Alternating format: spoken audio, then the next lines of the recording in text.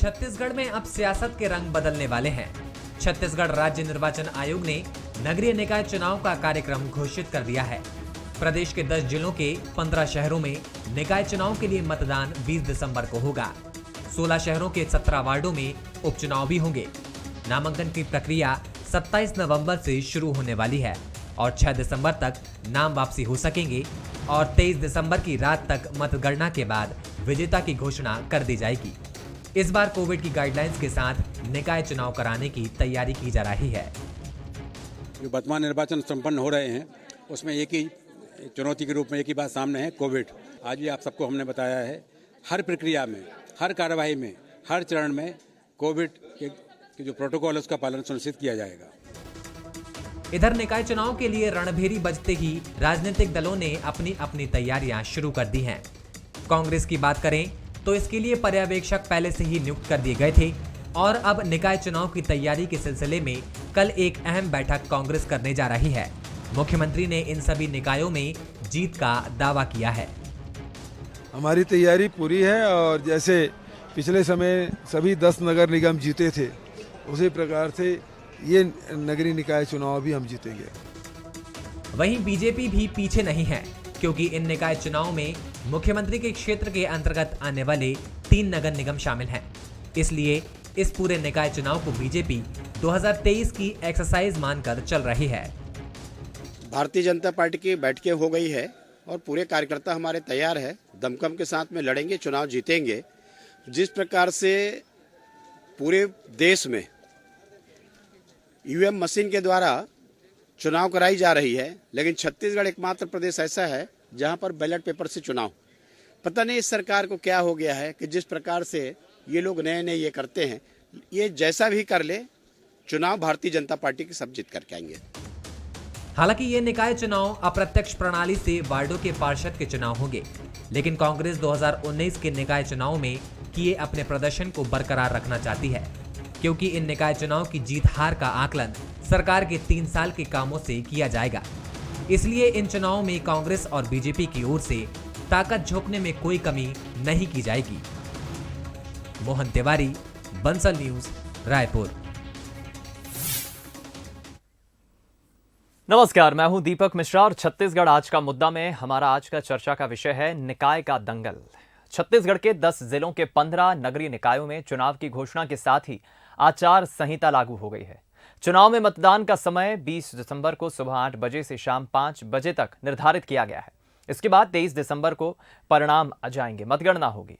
यानी कुल मिलाकर छत्तीसगढ़ में निकाय चुनाव का बिगुल बज चुका है। राज्य निर्वाचन आयोग के ऐलान के बाद इसको लेकर बीजेपी, कांग्रेस ने अपनी अपनी तैयारियां भी शुरू कर दी है। साथ ही दोनों ही राजनीतिक दल निकाय चुनाव में अपनी अपनी जीत का दावा भी कर रहे हैं। तो आज मिलिए उन मेहमानों से जिस पर हम चर्चा करेंगे और निकाय चुनाव में क्या खास तैयारियां होगी, क्या खास रण देखने को मिलेगा। मिलिए मेहमानों से। कांग्रेस प्रवक्ता नितिन भंसाली जी हमारे साथ जुड़ रहे हैं, रजनीश सिंह जी बीजेपी विधायक जुड़ रहे हैं और राम अवतार तिवारी जी वरिष्ठ पत्रकार हमारे साथ जुड़ रहे हैं। आप तीनों मेहमानों का बहुत स्वागत है। चर्चा की शुरुआत नितिन जी आपकी प्रतिक्रिया से मैं करना चाहूंगा, क्योंकि इस वक्त सत्ता में आपकी सरकार है और जाहिर है कि आप अपना पिछला प्रदर्शन एक बार फिर दोहराना चाहेंगे। 10 नगर निगमों में जिस तरह पिछली बार आपने जीत हासिल की थी, तैयारी तो आपकी पूरी है, पर्यवेक्षक भी नियुक्त कर दिए हैं, लेकिन कहीं ना कहीं ये जो परिणाम इसके हार जीत के जो भी आएंगे वो कहीं ना कहीं एक आकलन होगा कि अब तक की 3 साल की जो सरकार में आपका कार्यकाल रहा है, जो भी कामकाज किए हैं, जनता उसे पसंद कर रही है या फिर नहीं। क्या तैयारियां हैं, कैसे देख रहे हैं आप निकाय चुनाव को? जी, भरपूर तैयारियां हैं और छत्तीसगढ़ को जैसा नंबर 1 राज्य माना जा रहा है, राष्ट्रपति और कई केंद्रीय एजेंसियों द्वारा भी लगातार छत्तीसगढ़ को स्वच्छता के नाम पर कहें या हर वर्ग पे कहें तो नंबर 1 माना जा रहा है। 2019 के निकाय के चुनाव के नतीजों से और भी बेहतर नतीजे देखिएगा इस चुनाव में होंगे। 10 जिलों की 15 नगरीय निकाय क्षेत्रों में जो चुनाव है, मैं दावा करता हूं पार्टी की ओर से कि सारी सीटें लगभग जो 2019 का जो हमारा रिजल्ट था उससे बेहतर होगा। और 3 साल के कामों को लेकर, 3 साल के जो लोकहित के काम प्रदेश की भूपेश बघेल जी की सरकार ने किया, उन कामों को लेकर हम जनता के बीच जाएंगे और आशीर्वाद लेंगे। और मुझे पूरा विश्वास है, पार्टी को पूरा विश्वास है कि जनता का समर्थन कांग्रेस को ही मिलेगा और हम नगरीय निकाय के इन 10 जिलों के 15 नगरीय निकायों में 10 जिलों के 15 नगरीय निकाय के चुनावों में बेहतर परिणाम लाएंगे। चलिए, नितिन जी की बातों से तो यही लग रहा है कि नितिन जी काफी आश्वस्त हैं और उन्हें पूरा भरोसा है कि बम्पर जीत के साथ कांग्रेस को एक बार फिर जनता अपना आशीर्वाद देगी। रजनीश जी, आप कैसे देखते हैं, क्योंकि इस वक्त आप विपक्ष में बैठे हैं, कांग्रेस की भी आपने कांग्रेस मेहमान नितिन जी की भी बात सुनी, वो पूरी तरह से आश्वस्त हैं, इसमें कोई दौमत नहीं है, कांग्रेस बम्पर जीत के साथ अपना एक बार फिर से प्रदर्शन दोहराएगी, ये नितिन जी का कहना है।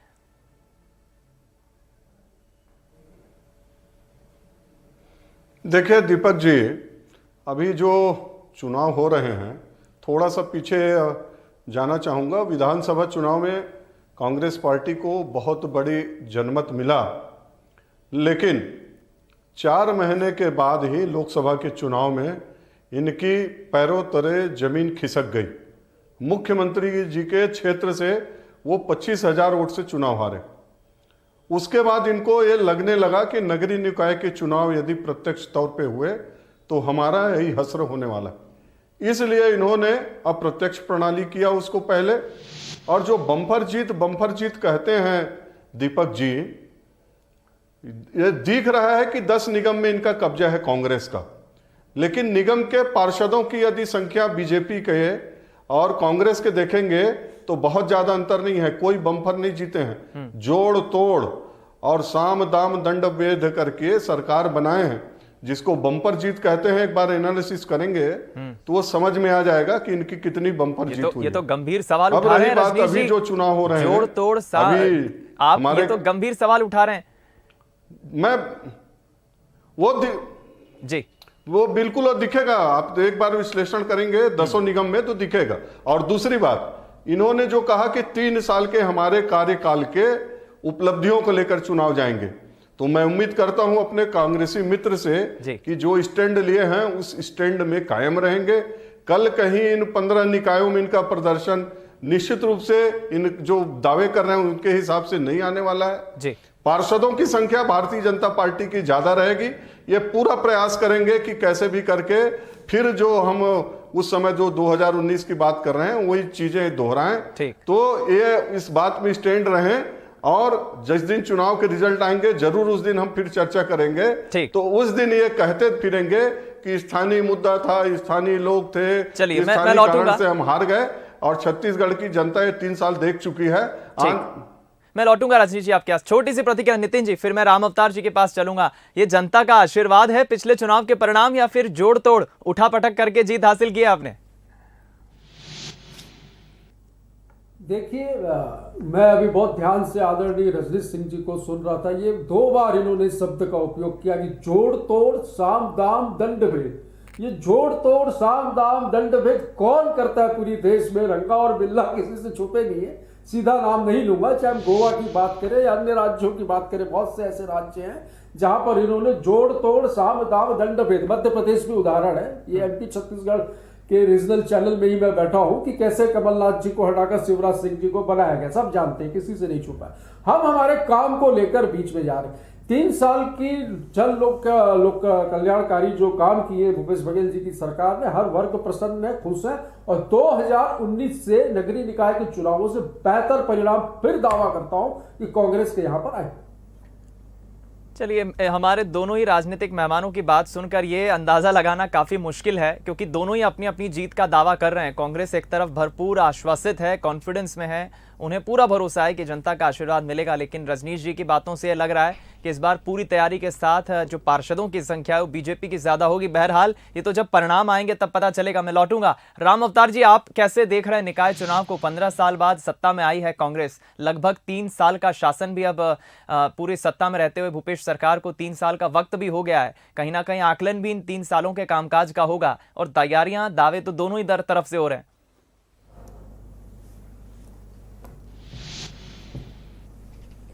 नगरीय निकाय चुनाव जो है वो स्थानीय मुद्दों पे होता है, वहाँ की लोकल पॉलिटिक्स का उस पर असर रहता है, और जहाँ तक प्रदेश की राजनीति और प्रदेश के मुद्दे भी रहेंगे, क्योंकि जितने चाहे पंचायत चुनाव हो, नगरीय निकाय चुनाव हो, उन चुनाव में जिसके व्यक्तिगत संबंध अच्छे हैं, जिसका व्यवहार अच्छा है, जिसकी छवि अच्छी है, वही जीतता है ज़्यादातर। तो इसमें प्रत्याशी चयन महत्वपूर्ण भूमिका रहती है, इसमें चुनाव प्रबंधन की महत्वपूर्ण भूमिका रहती है, और इसमें ज़्यादातर राष्ट्रीय मुद्दे या प्रादेशिक मुद्दे जब बहुत कम हावी रहते हैं, वहाँ पर किसको टिकट मिला, किसके बागी ज़्यादा हैं, किसको साधने की क्षमता है और चुनाव प्रचार कैसा है, उसी आधार पर ये चुनाव होता है। इसलिए इन चुनाव को प्रदेश की राजनीति में असर होगा या प्रदेश में कोई एक संकेत जाएगा, ऐसा मानना फिलहाल जल्दबाजी है। आगे किस तरह के पूरे रिजल्ट, आज के उस रिजल्ट से एक तरह से कुछ संकेत तो मिलेंगे कि जनता का संकेत क्या है, क्योंकि शहरी इलाका को माना जाता है भाजपा का प्रभाव क्षेत्र रहता है। फिर भी उन जगहों पर पिछले चुनाव में कांग्रेस का कब्जा रहा है, तो कांग्रेस अब सत्ता में है, तो सत्ता में रहते हुए भी कब्जा बरकरार रख पाना उसके लिए एक चुनौतीपूर्ण काम होगा। ये चुनौतीपूर्ण काम वो करेंगे या नहीं करेंगे ये देखना पड़ेगा, क्योंकि सरकार आने के बाद इन 3 सालों में उनके कार्यकर्ता कितने खुश हैं, उस नगरीय निकाय क्षेत्र में विकास की स्थितियां क्या है जी, वहां पर राजनीति कितनी सक्रियता से हो रही है, ये सब चीज इन चुनाव में देखने को मिलेगा। इस चुनाव से एक बात और आएगा जी। कि सरकार अपने नगरीय निकाय चुनाव को लेकर कई बड़ी घोषणाएं की है, कई बड़े वादे किए हैं, उन वादों पे क्या स्थितियां हैं, एक मुद्दा ये रहेगा। बड़ा मुद्दा चुनाव में, मुद्दा एक अलग चीज होता है और चुनाव प्रबंधन एक अलग चीज होता है, और चुनाव में जो जनता के बीच जाने की जो प्रक्रिया है वो एक अलग अलग तरीके से रहती है। वो नेता चुनाव लड़ने वाले जानते हैं इस चुनाव में क्या काम करेगा, किस तरह काम करेगा, ये समझने की जरूरतें हैं।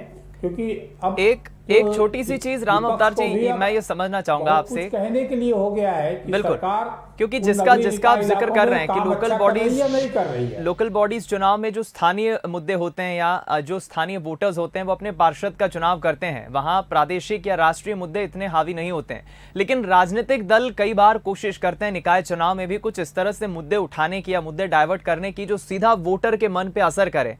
एक वोटर होने के नाते एक कोई भी आम मतदाता क्या ये देखता है कि उसका पार्षद किस पार्टी से आ रहा है, या फिर वो आज भी उस चेहरे को देखता है? क्योंकि हम देखते हैं विधानसभा चुनाव में तो अक्सर चेहरे भी देखे जाते हैं राजनीतिक दल के अलावा, और कई दफा राजनीतिक दल देखा जाता है ये पार्टी कौन सी है। लेकिन स्थानीय स्तर पे लोकल बॉडीज जिसका आप जिक्र कर रहे हैं, क्या यहाँ चेहरा महत्वपूर्ण होता है या फिर पार्टी भी कुछ हद तक इंपैक्ट कर पाती है? ये फॉर्मूला क्या होगा?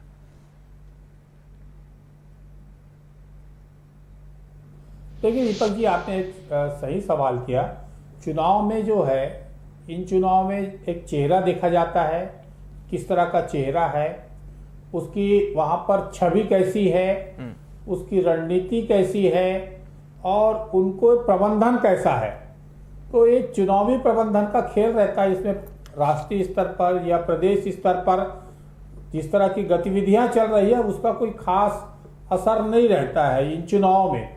इस चुनाव में जो है, मुझे ये नहीं लगता है कि सारे दल के जो है, चाहे कांग्रेस और भाजपा प्रमुख पार्टियां हैं, ये पार्टियां अपने दमखम के साथ पहुंचने की कोशिश करेंगे।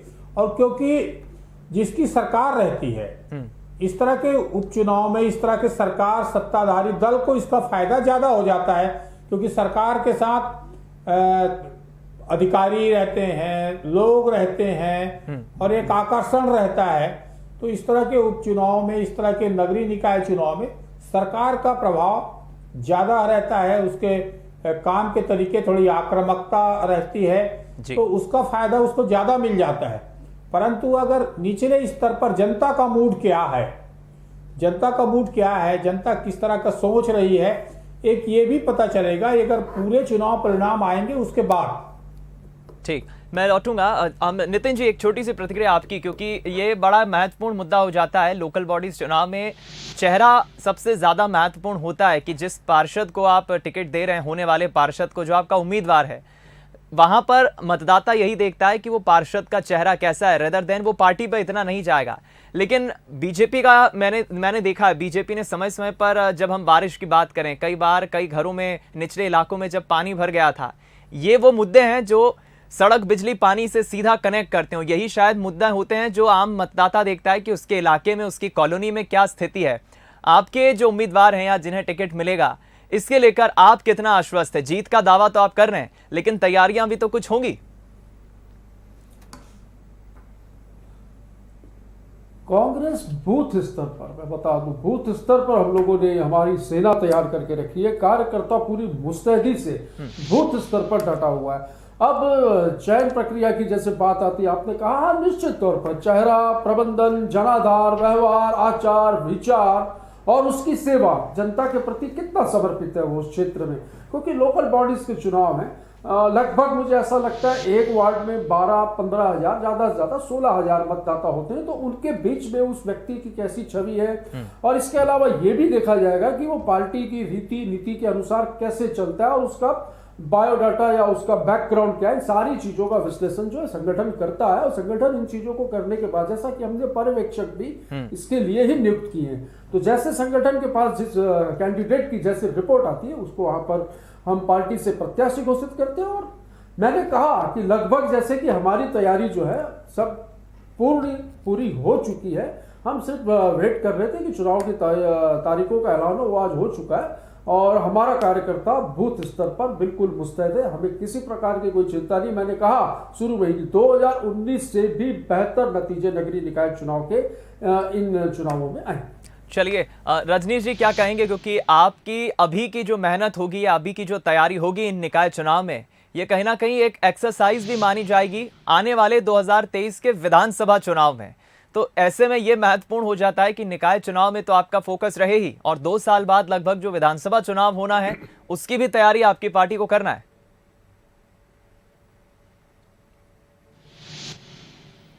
देखिए दीपक जी, भारतीय जनता पार्टी की संगठनात्मक ढांचा है बहुत मजबूत है, और हम 5 साल पूरा काम करते हैं। सिर्फ चुनाव में कि हमारा जो ढांचा है, संगठन के जो कार्य हैं, हम सिर्फ मशीनी टूल्स, चुनावी टूल्स नहीं है। हम लोग का जो कार्यक्रम है संगठन के लगातार चलते रहते हैं।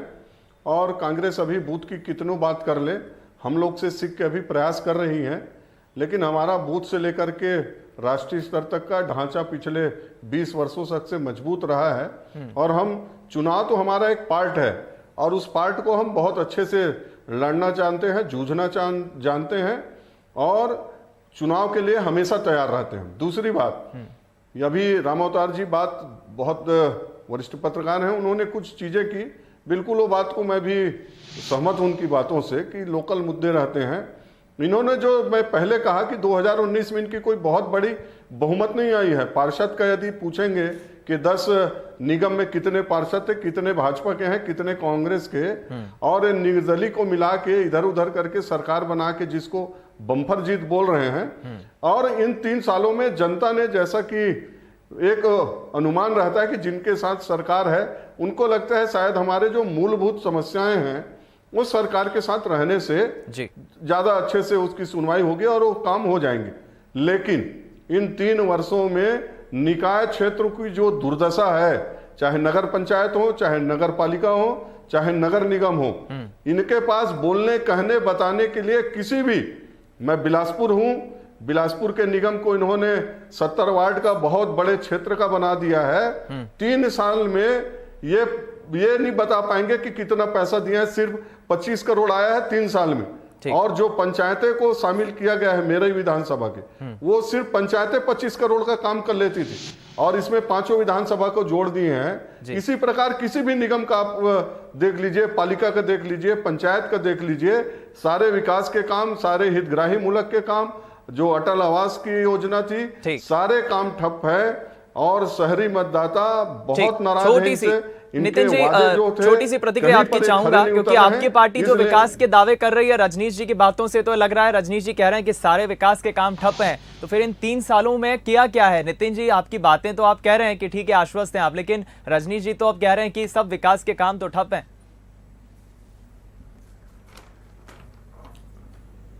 तो मैं कुछ योजनाएं गिना देता हूं आपको। मुख्यमंत्री शहरी स्लम स्वास्थ्य योजना, दाई दीदी क्लिनिक, जन्म और जातीय प्रमाण पत्र की सुविधा, जमीन की गाइडलाइन दर में 30% कटौती, आम जनों हेतु सहायता हेतु हेल्प डेस्क, जुमास्ता लाइसेंस में सरलीकरण, नगरीय क्षेत्रों में शुद्ध पेयजल की व्यवस्था, घरेलू पेयजल कनेक्शन, मिनी माता अमृत धारा नल योजना, राजीव गांधी सर्व जल योजना, मोर जमीन मोर मकान योजना, पौनी पसरी योजना, आबादी पट्टों का वितरण, नगरीय निकाय क्षेत्रों में सरकार के कामों को यूं ही राष्ट्रीय स्तर पर नहीं सहारा जा रहा है। देखिए 67 दीपक जी थोड़ा मिश्रा जी अभी भी थोड़ा कुछ नहीं किया। आंकलन भी बता दीजिए ना, भी जो है अरे जो बांटे हैं उसका संख्या भी बता दीजिए। ये कह भी रहे हैं कि इस प्रकार की योजनाएं जो है पूरे इसका फायदा नितिन जी कितने लोगों को मिला है, रजनीश जी पूछ रहे हैं। ये भी इनके ही लोग आकर यहाँ कहते हैं। अब उसके बिल्कुल इसका फायदा मिला। एकाध योजना में फायदा बता दें, एकाध योजना में कितने लोगों को पट्टा बांटे हैं, कितने लोगों के घर में शुद्ध जल पहुंचाए हैं, कितने जगह इतना अच्छा काम किया होता, कितने लोगों के इलाज किया है, क्या क्या इलाज किया है, थोड़ा इलाज का भी बता दीजिए। सालों में गाड़ी घूम रही है मिश्रा जी, गाड़ी इस रोड से उस रोड घूम रही है, कोई इलाज नहीं हो रहा है। चलिए आप सभी के अपने अपने दावे हैं, अपनी अपनी बातें हैं। नितिन जी दमदारी से बात कह रहे हैं, उन्होंने योजनाएं भी गिनाई हैं, वो दावा भी कर रहे हैं कई लाभार्थियों को इसका लाभ मिला है। लेकिन रजनीश जी भी कई सवाल खड़े कर रहे हैं। नितिन जी ने एक तरफ सारी योजनाएं बताकर यह भी दावा किया है कि इसका लाभ जरूर लाभार्थियों को मिला है। लाभ तो रजनीश सिंह जी को भी मिल रहा होगा, बिजली बिल हाफ आ रहा है। चलिए मेरे पास समय की कमी है। नितिन जी, रजनीश जी, मुझे इस चर्चा को यहीं विराम देना होगा। राम अवतार जी, नितिन जी और रजनीश जी, आप तीनों का बहुत शुक्रिया इस चर्चा में शामिल होने के लिए। वक्त बहुत कम रह गया है, अब देखना होगा 20 तारीख को जब वोटिंग होगी किस तरह से जनता किसे अपना आशीर्वाद देती है। लोकल बॉडीज चुनाव मध्य प्रदेश के अलावा छत्तीसगढ़ की हम बात करें, मध्य प्रदेश में भी एक तरफ इंतजार है, लेकिन छत्तीसगढ़ में बिगुल बज चुका है। अब इंतजार रहेगा परिणामों का। इस चर्चा में फिलहाल इतना ही, दीजिए इजाजत, नमस्कार।